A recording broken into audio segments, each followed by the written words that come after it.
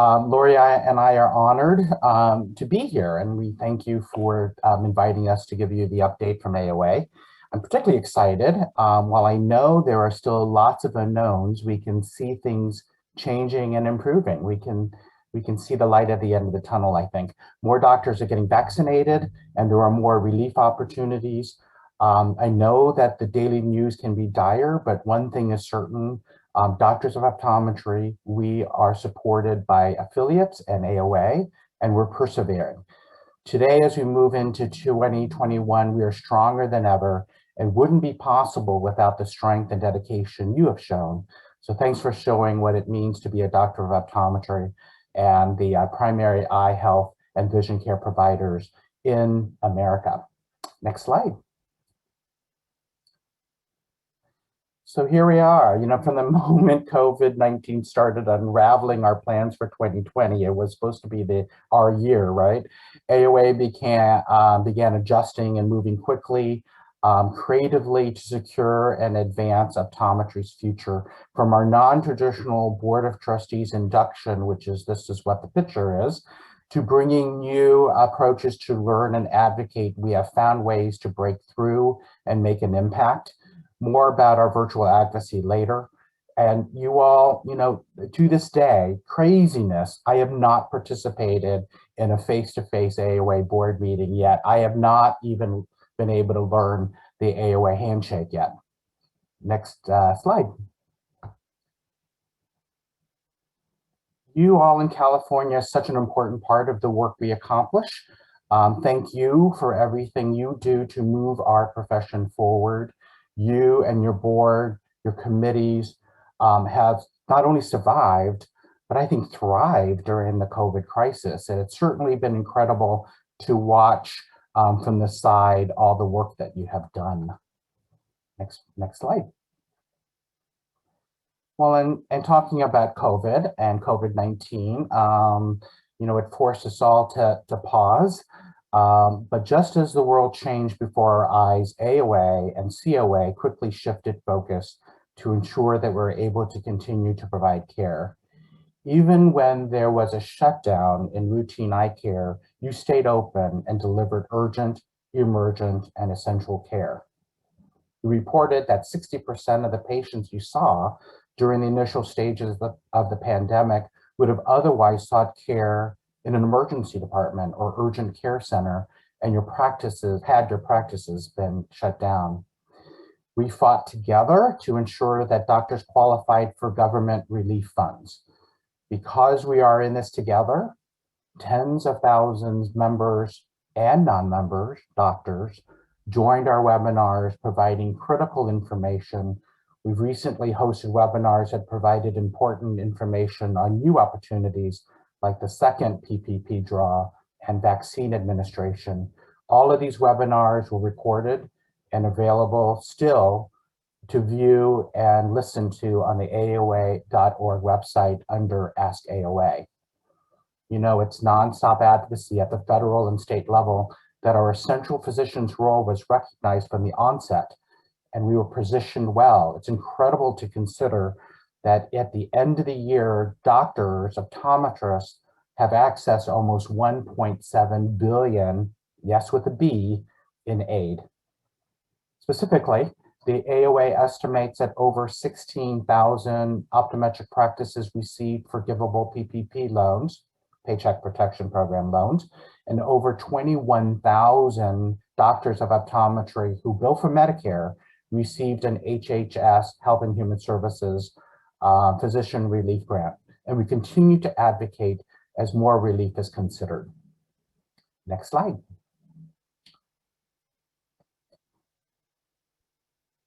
And the next slide. All right, vaccine. I know that you guys are chest deep in this as the pandemic continues. New challenges and opportunities await us. But I'd like to stop and congratulate all of you for securing vaccination authority in California. We also recognize that ODs are well positioned to increase the public's access to these critical immunizations, while some states such as Kentucky, Ohio, certainly California, permit doctors of optometry to provide vaccinations. the current public health crisis has prompted policy leaders to recommend that states evaluate and expand their healthcare teams with regard to providing vaccinations. Right now, 19 affiliates have injectable authority beyond anaphylaxis. Giving vaccinations during this crisis may open the door to allow more states to have injectable rights. More and more of us get vaccinated, and we thank doctors like you in California and all affiliates who have been working nonstop with state authorities to ensure doctors of optometry are fully recognized for their primary eye health care provider role and included in the first phase distribution of the COVID-19 vaccine.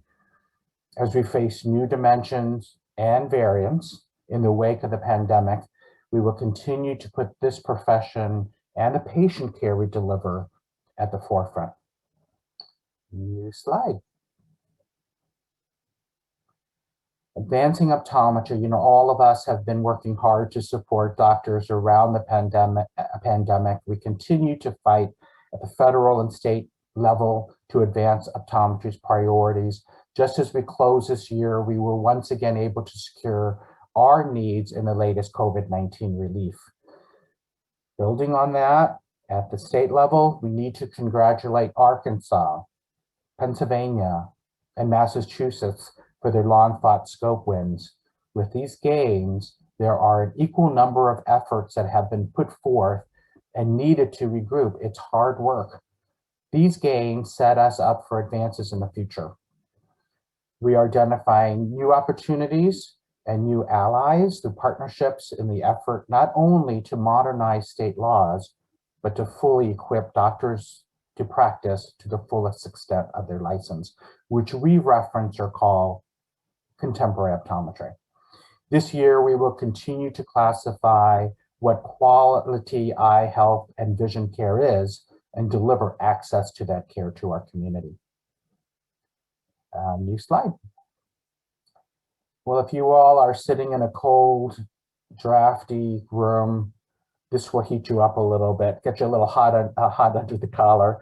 The FTC's final contact lens rule was a solution to a non-existent problem. In the recent appropriations bill signed into law in December, Congress dictates and directs the FTC to suspend any implementation or enforcement of the rule related to signed acknowledgement of the contact lens prescription temporarily until March 31st of this year. Following passage of the bill, the AOA confirmed that the commission would adhere to the congressional directive as outlined until March 31st. While the enforcement is delayed, doctors must ensure their adherence to the long-standing Fairness to Contact Lens Consumer Act requirement to provide patients with a copy of their contact lens prescription upon completion of a contact lens fitting.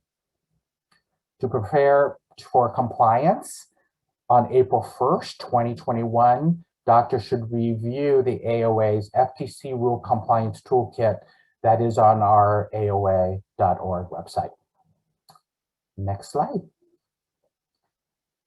We know that one thing top of mind for you is the challenge in staying on top of what's continually changing technologies and combating those that compromise patient care. Part of this, AOA has just completed an update to our telehealth policy, which prioritizes the doctor-patient relationship as a foundation for healthy outcomes and the importance of a single standard of care, which for in-person or remote patient visits is the same.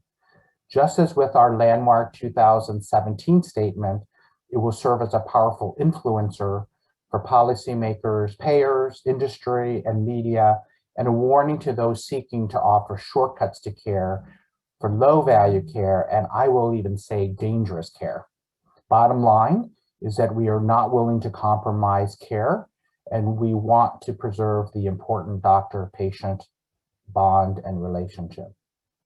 Government agencies, legislators, industry innovators, healthcare provider organizations, including the AOA, agree on this, that in-person care is irreplaceable.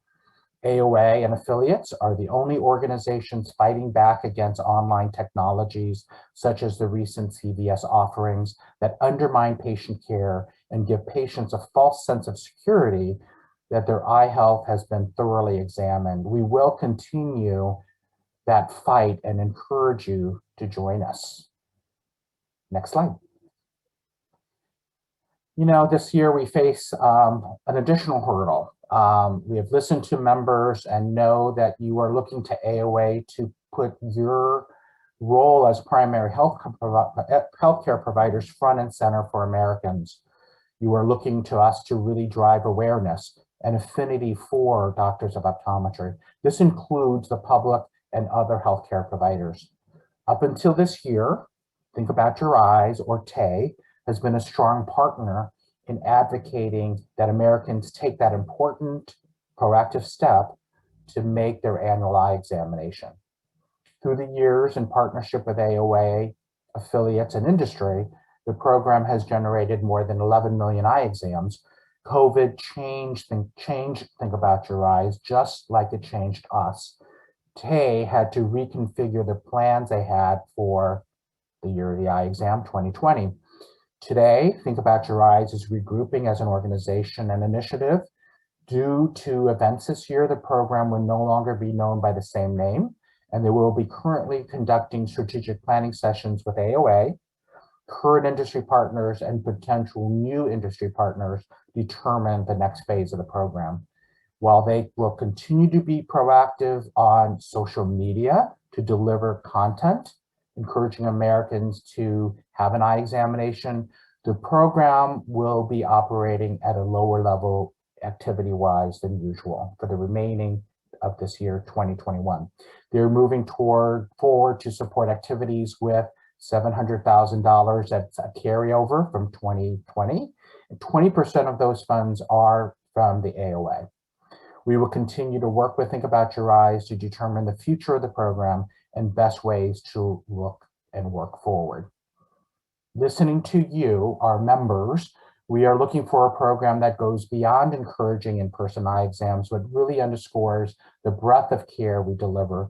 AOA has developed our own public awareness program that we are calling See and Be Seen, and we'll begin to deliver that program later this year. We have partnered with our longtime public relations firm, Edelman, to develop and implement a forward-thinking, forward-looking, innovative, that really tells the story of who we are and our active role in patient care. And we will intersect with those who are maybe seeking lesser care through online vision apps and bring them back to our message, bring them back to us. We will reach out to the public like other healthcare providers, legislators, educators, large employers, and we are going to be able to tell our story. Next slide. Diversity and inclusion. The American Optometric Association has long been a leader among national professional organizations in fighting for expanded patient access to the essential care we provide and full adherence to the single standard eye care and eye health vision services. Beyond this commitment, we all have seen and witnessed the hunger for social change and greater commitment to inclusion and equitable treatment within our community. In 2020, Bill Reynolds, our president, formed the Diversity and Inclusion Task Force, which is a board-level task force which is identifying how AOA can be even more impactful as an organization, focus on advocacy for doctors and our patients and as a profession. This year, we are excited to partner with AOSA, the Student Association, and Optometry Cares to kick off the Opportunities in Optometry Grant for Underrepresented Minorities. This is a one-time grant for undergraduate students with financial need who will be provided to defray costs associated with applying to optometry schools. Costs like OAD exams, school application fees, professional attire, travel costs to associated interviews. The AOA and AOSA are making financial commitments to ensure that we can provide these grants for years to come beyond 2021. We plan to provide at least 30 $500 grants this year.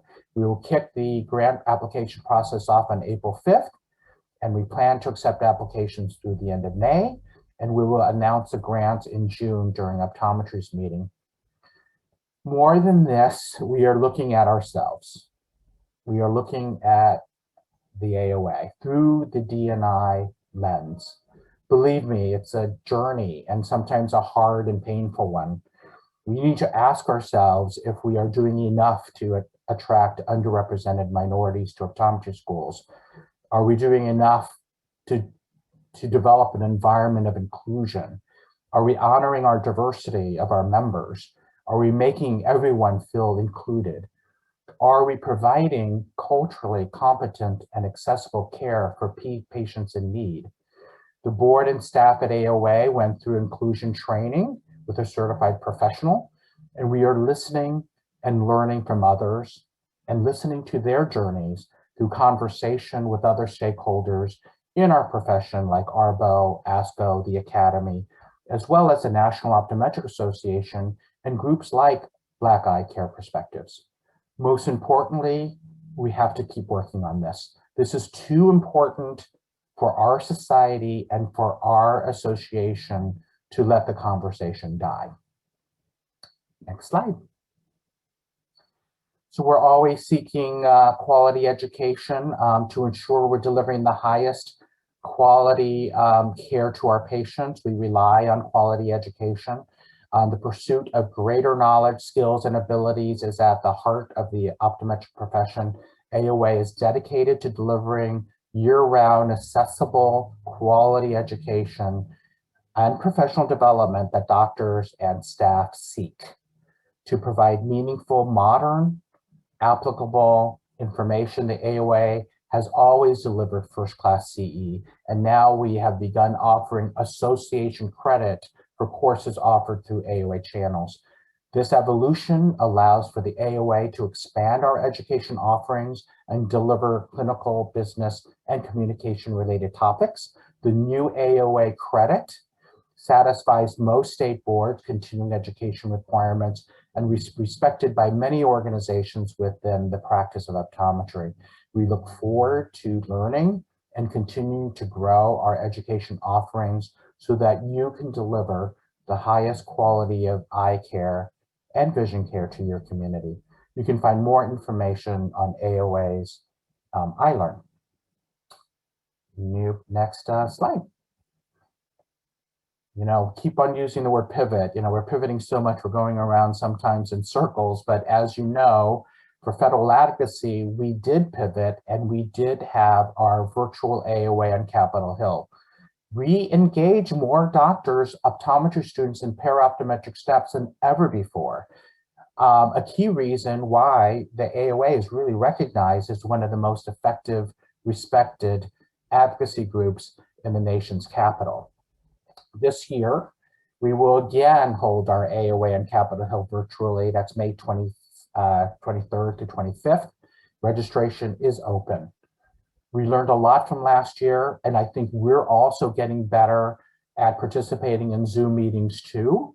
We will make optometry's voice heard once again on critical issues. Next slide.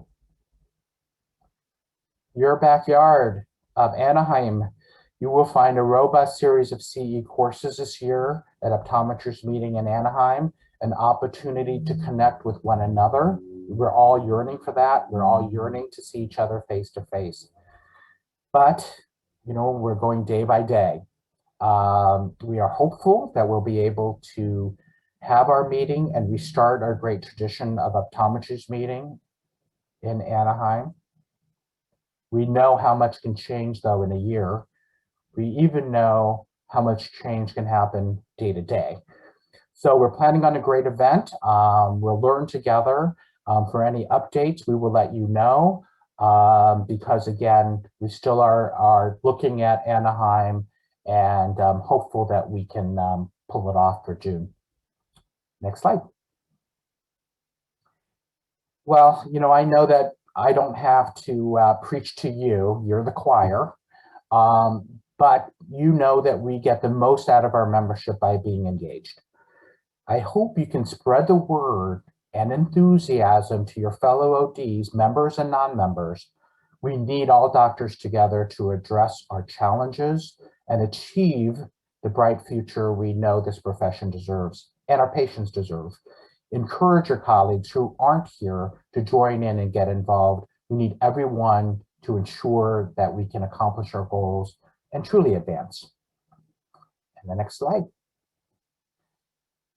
Well, thank you all for your time today. We look forward to connecting with you more later on this year, next, and the next year after that. Congratulations again to the CAOA board and society leaders with all you have done this year. Hats off to Dr. Jason Tu as he moves into the most coveted position, immediate past presidents, as you all know who are past presidents. You've certainly been a great leader, Dr. Tu, during the most challenging time. And congratulations to Dr. Ida Chung with your upcoming tenure as president. Lori and I are here to listen, to give feedback, to give updates. Please let us know if there's anything that we can do to be more involved in what you are doing in California. We're always there for you. And thank you very much.